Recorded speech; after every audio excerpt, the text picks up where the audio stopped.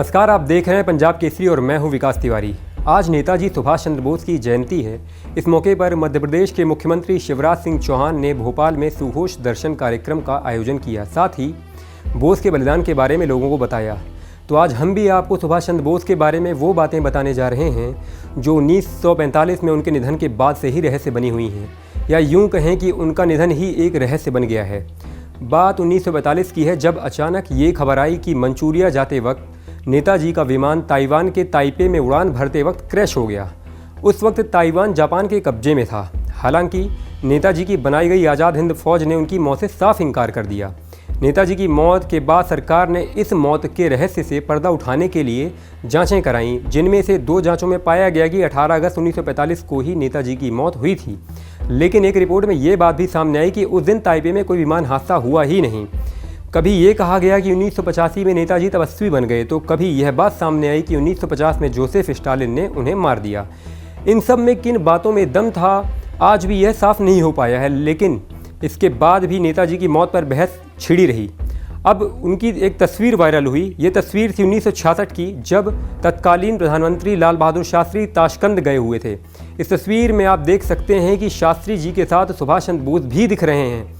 बताया जाता है कि उस वक्त निधन से पहले लाल बहादुर शास्त्री ने अपने घर पर फ़ोन कर बताया था कि जब वे इंडिया आएंगे तो उस वक्त एक बड़ा सरप्राइज़ लेकर आएंगे, जिसे देखकर पूरा देश खुश होगा।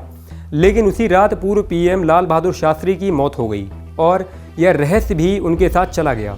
अब आपको बताते हैं कि बोस के निधन की अहम थ्योरी।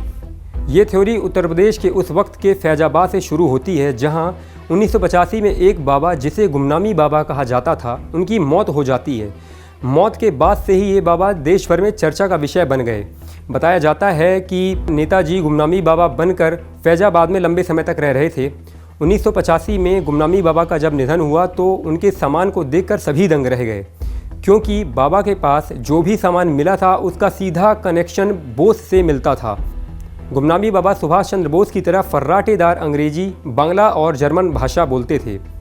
बाबा के निधन होने के बाद उनके कमरे में रखे संदूक से रोलेक्स की घड़ी, आज़ाद हिंद फौज की यूनिफॉर्म, 1974 में छपी 24 किस्तों वाली विमान दुर्घटना की कहानी, शाहनवाज और खोसला आयोग की रिपोर्ट भी मिली। यही नहीं, गुमनामी बाबा के सामान में सुभाष चंद्र बोस के कुछ निजी तस्वीरें भी मिली।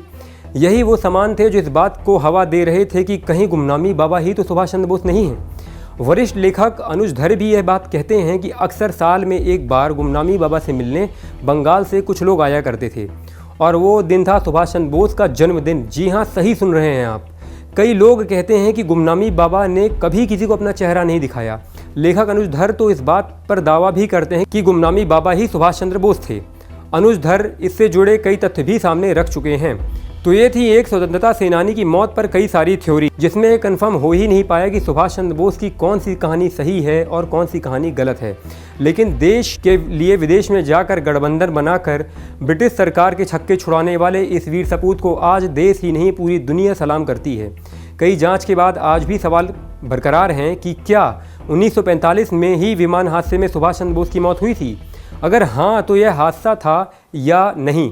अगर यह हादसा नहीं था तो नेताजी सुभाष चंद्र बोस कहाँ गए, क्यों दुनिया से छिप कर रहे? यह एक बड़ा सवाल है।